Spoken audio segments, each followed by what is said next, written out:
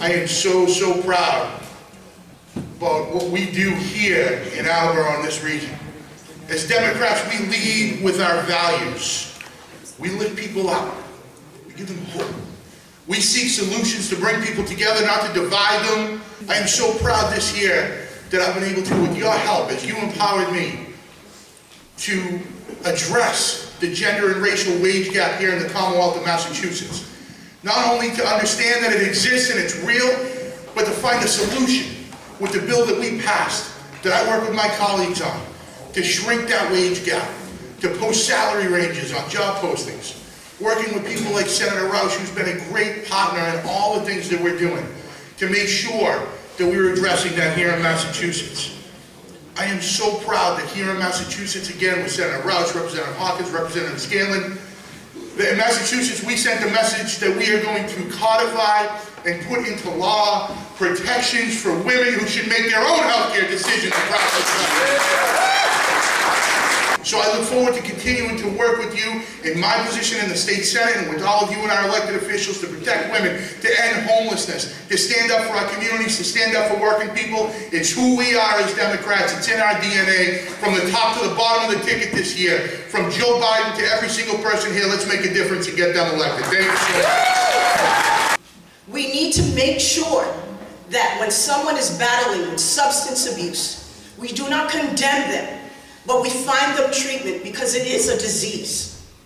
We make sure we put them in treatment so that they can be contributing members to society. I'm running to bring the voice of the people who need to be heard in that chamber. People with substance use disorder, people with mental illness, people who are struggling with poverty. I'm really there to elevate the concerns of folks that don't get heard very often. And as that parent, I've seen what the impacts are of limited access to affordable and quality childcare. I'm a local official that has tried and endeavored to bridge the gaps on local funding when it just doesn't come through at the state level. Me personally, I work every day with my wonderful colleagues in the state legislature to fight on many important things. We have opportunities to build within our schools more vocational programs and lift up our labor unions. And I have a special sign made just for me today that you'll see in a second. Well, everyone else's says end, but mine says sashay away. So on that note, Massachusetts will continue to be a leader on LGBT issues, and we will never give up. And we will never give up on the fight that all means all. Thank you, Attleboro. Being a Democrat is about much more than just our party affiliation.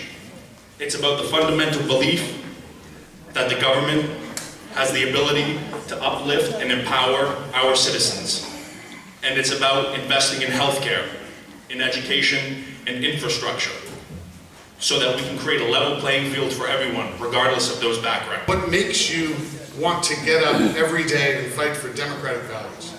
For me, there's many things. There's the healthcare, there's the public education I received being here in Massachusetts, which, by the way, shout out to legislators for not just giving us great public education, but now feeding our students at our schools. In jail, out of sight, out of mind. People often don't care about inmates. They really don't. People, you know, there's a lot of people here who do, but when you are at the back of the road, the end of the line in the criminal justice system, a lot of people don't really think about what the needs are of these people who are coming back into the community, with the exception of the people who get locked up for life. And that's why during my tenure as sheriff over the last 14 months, we've really been focusing on housing, healthcare, and a job. Those are the pillars of prisoner reentry. Really focusing on mental health support, drug addiction, education, vocational training.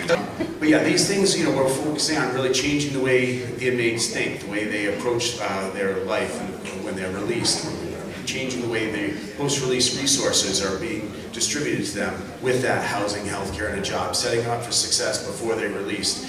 When I was mayor here in Attleboro, I increased funding for things like implicit bias, de-escalation, duty to intervene, dealing with people with mental illness. And we're doing those things in the jail as well right now. So these are the things that will actually, when you really focus on the staff and make them a better staff, that's actually what's going to keep them out of the news. values in the first place by respecting the civil rights and the dignities of the people that are working at the jail, but also living there as well. And that's something that we always have to do, is remember the dignity of everybody that works there and lives there. Probably the things that I've been working on are to prevent homelessness. There's a homeless shelter on Pleasant Street that is fully funded now. We started without even a checking account. It's state-of-the-art. It has both a combination of crisis beds and permanent supportive housing units. It's staffed by NeighborWorks, Catholic Charities, and Father Bills. We're working on low-income senior housing next. We've got people in their 70s in Attleboro living in their cars. I'm this close to getting a new train station in South Attleboro. All these things take time. Good morning, everyone. Good morning. It's a great morning to be here in Attleboro. I am so grateful for the very gracious invitation. Today I'm going to start just because I do have a couple of folks that work in my office here today, and they are the reason why we're able to do the good work that we do. Bill Bowles has championed a lot of really great issues in the Office of State Auditor.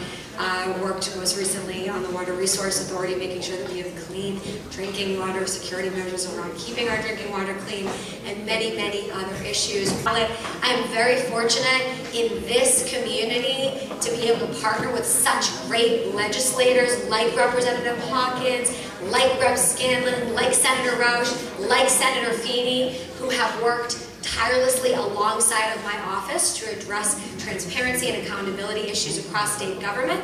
Unfortunately, some of the leaders on Beacon Hill, aside from this community, those folks are the ones who are not providing access to the documents that we need. So we are fighting tooth and nail to make sure that you all have access to the information that very much belongs to you as taxpayers who fund our State House and our processes and procedures in state agencies across state government. When people vote, Democrats win. That's our message. Leave us people.